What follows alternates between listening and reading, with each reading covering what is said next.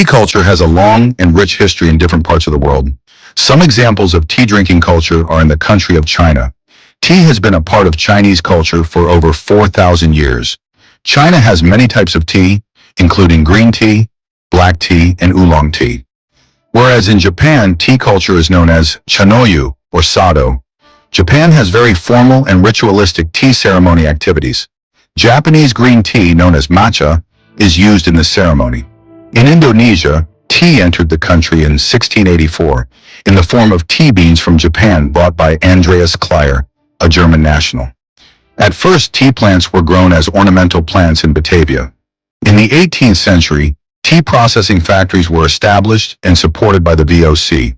In 1826, tea plants completed the collection of the Bogor Botanical Garden, followed in 1827 at the Susurupan Experimental Garden, Garut, West Java.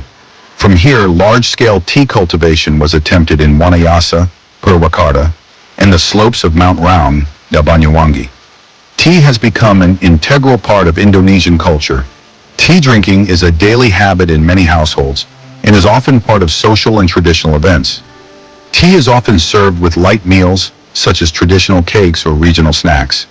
Tea ceremonies, both formal and informal, are an important part of social life in Indonesia. According to BPS data, Susenas 2023, the average national consumption of tea bags reached 1.26 bags per capita per week. However, Indonesia ranks 22nd in global per capita tea consumption, with an average per capita consumption of only 0.38 kilograms per year. Based on a survey conducted by the CNN Indonesia team in 2021, it is known that as many as 65.2% of respondents admitted that they prefer to drink tea bags rather than loose tea.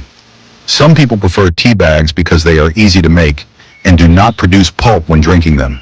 However, some recent studies have shown that consuming tea bags can be harmful to health. This is because microplastics from tea bags will dissolve in the tea water when brewed. Research conducted by Ecoton on 5 samples of tea bags with various brands.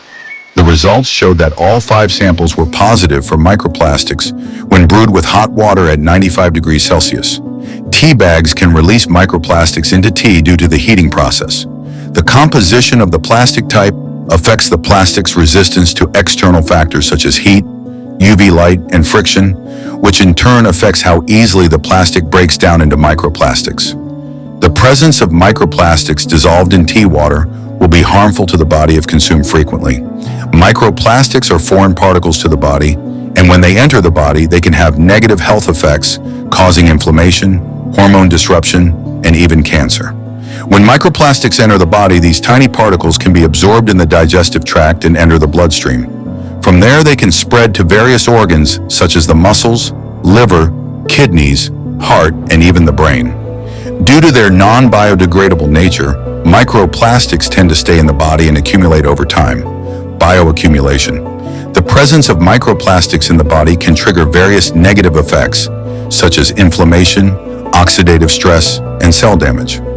In the long run, these conditions pose a risk of chronic inflammation that can lead to cell death, apoptosis, and increase the risk of more serious health problems.